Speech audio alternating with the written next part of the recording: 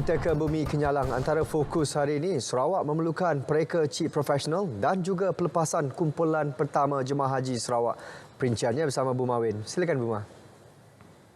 Baik Sahi, terima kasih. Sarawak memerlukan sekurang-kurangnya 500 pereka cip profesional dengan jaminan penempatan pekerjaan dalam industri berteknologi tinggi.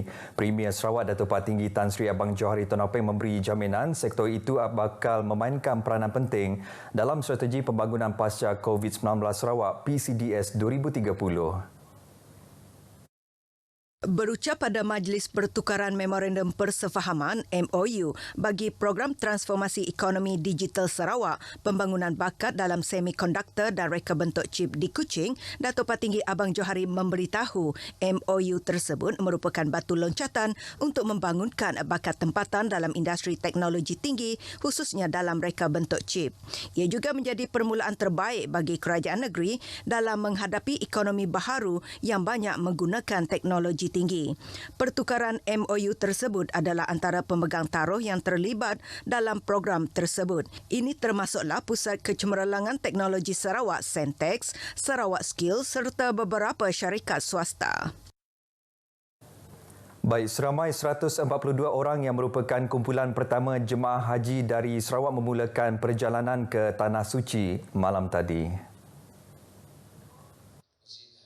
Berucap pada Majlis Pelepasan Jemaah Haji Sarawak di salah satu hotel di Kuching, Premier Sarawak Datuk Patinggi Tan Sri Abang Johari Tun Openg berkata, pada tahun ini seramai 936 orang bakal haji dari negeri ini telah terpilih berbanding 397 pada tahun lalu. Beliau menasihati agar bakal jemaah haji sentiasa menjaga kebersihan, kesihatan diri serta tata tertib ketika menunaikan ibadah haji di Tanah Suci. Premier Sarawak juga berharap agar segala urusan serta persediaan para jemaah akan memastikan ibadah haji dapat dilaksanakan dengan sempurna seterusnya selamat kembali ke Sarawak. Menteri di Jabatan Perdana Menteri Hal Ehwal Agama Senata Datuk Setia Dr. Muhammad Naim Mokhtar dalam ucapannya pula memberitahu bermula 14 Jun hingga 16 Jun tahun ini, sebanyak 5 penerbangan domestik menerusi Malaysia Airlines membawa bakal-bakal haji dari Sarawak untuk menunaikan ibadah di Tanah Suci. Turut hadir pada majlis tersebut ialah Yang di-Pertua Majlis Islam Sarawak, Datuk Misnu Taha dan Mufti Negeri Sarawak, Sahibus Samahah, Datuk Kipli Yassin. Kumpulan pertama Jemaah Haji Sarawak ini bergerak ke lapangan terbang antarabangsa Kuching pada pukul 9.30 malam sebelum berangkat menaiki penerbangan feeder pada pukul 11.20 malam dan tiba di lapangan terbang antarabangsa Kuala Lumpur KLIA pada pukul 1.15 pagi. Selepas melalui proses pemeriksaan imigresen serta kastam Kerajaan Arab Saudi di KLIA, para jemaah menaiki penerbangan MH8166 pada 4.40 pagi dan dijangka tiba di Jeddah pada Khamis 8.55 pagi waktu Arab Saudi. Saudara, Sarawak secara prinsip bersetuju untuk mengambil alih syarikat penerbangan Maswing sebagai syarikat penerbangan butik milik Sarawak. Premier Sarawak Datuk Patinggi Tan Sri Abang Johari Tun Openg berkata, rundingan turut dibuat agar perancangan laluan bagi penerbangan kelak ditambah ke Kuala Lumpur dan Singapura serta bukan terhad bagi penerbangan di Sabah dan Sarawak sahaja. Katanya keputusan dibuat selepas cadangan daripada Kerajaan Persekutuan berunding dengan syarikat penerbangan yang merupakan syarikat penerbangan di bawah Malaysia Aviation Group itu.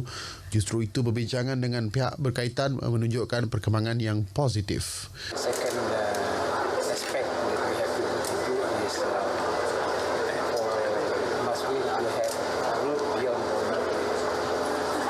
Because what we want is we want to have a regional route. The idea is for us to moderate the fare, particularly within Malaysia. At the moment, Maswing cannot fly to KL. We want to fly to KL as well as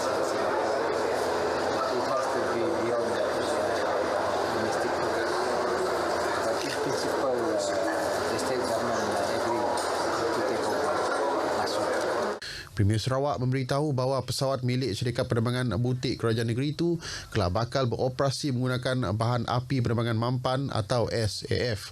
Katanya nama baru syarikat penerbangan itu akan diumumkan selepas proses rundingan selesai dibuat.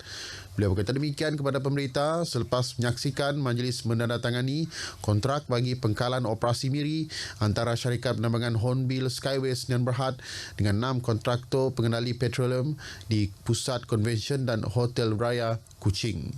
Di bawah kontrak tersebut, 3 buah helikopter milik Hornbill Skyways jenis Airbus H175 akan digunakan bagi tujuan perkhidmatan operasi helikopter luar pesisir atau offshore helicopter services di Miri. Baik, Premier Sarawak Datuk Patinggi Tan Sri Abang Johari Tun Openg menerima kunjungan hormat daripada Jawatan Kuasa Induk Program Perarakan Gawai Dayak atau Niti Daun di pejabatnya di Wisma Bapa Malaysia Kuching pagi tadi.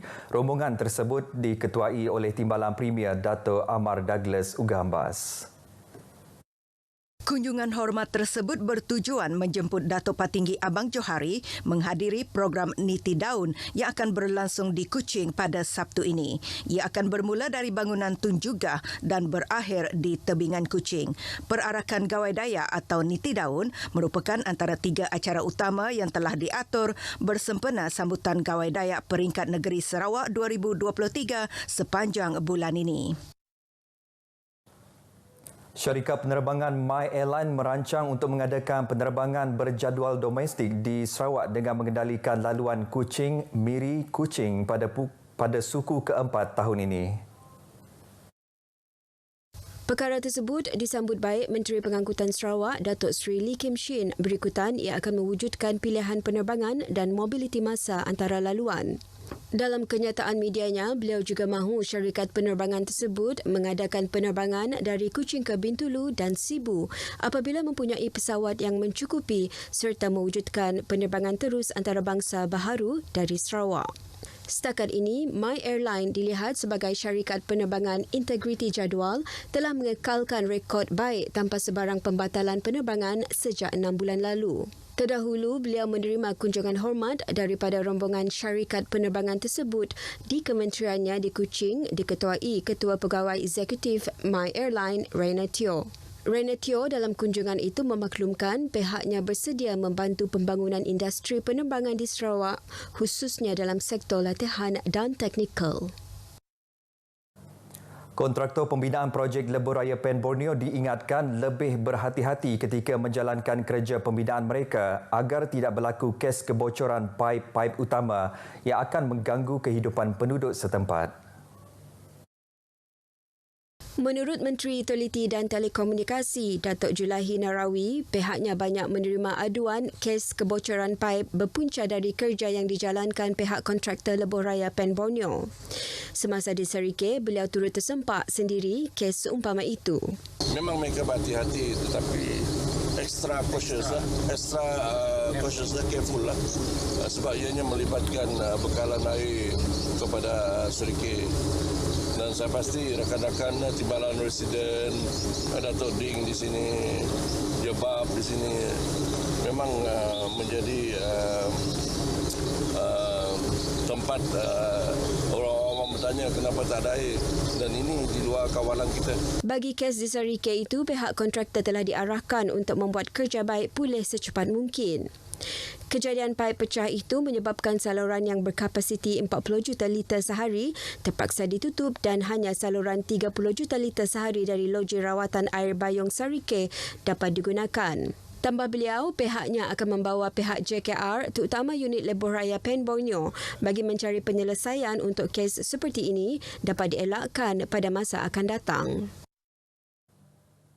Sepatutnya menunaikan ibadah haji pada tahun 2020 namun kerana pandemik COVID-19 terpaksa menunggu sehingga tahun ini. Itu situasi yang dialami Ibrahim Morshidi, 76 tahun, yang akhirnya memulakan perjalanan panjangnya ke Tanah Suci Mekah hari ini. Menurut Ibrahim Morshidi, beliau dipanggil menunaikan ibadah haji 3 tahun lepas namun terpaksa mengambil keputusan menangguhkan akibat pandemik. Mak. Ni tahun 2020 saya dapat pergi 2021 tiada lah. Dua-dua umur tua. Taklah tahun tu. Jadi bila dapat panggilan tahun tu dapat pergi, perasaan kita macam ni? Okey lah. Senang hati je lah. Senang hati. Alhamdulillah. Tahun lepas pula, hanya jemaah berusia 65 tahun ke bawah sahaja dibenarkan menunaikan ibadah haji yang sekali lagi menyebabkan warga emas seperti beliau terpaksa menunggu.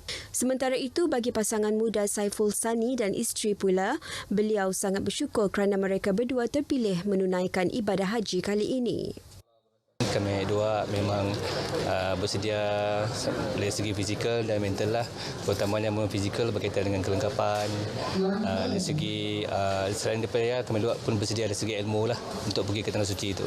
Bagi bakal haji Zulkarnain Hussein pula, persediaan ilmu perlu dilengkapkan dengan persediaan fizikal yang rapi agar mampu menjalankan semua ibadah haji dengan baik.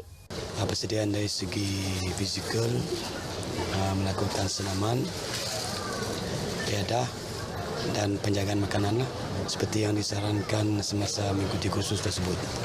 Seramai 59 jemaah haji daripada Sarike dan Sibu berangkat dari lapangan terbang Sibu ke Kuching untuk memulakan perjalanan ibadah rukun Islam kelima mereka.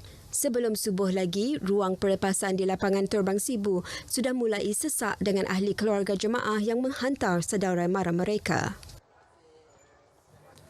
Baik saudara, perkongsian itu tadi mengakhiri berita dari Sarawak. Salam Malaysia Madani. Kita kembali bersama Sahi di Angkasa Puri. Sahi, silakan. Baik, Buma, terima kasih.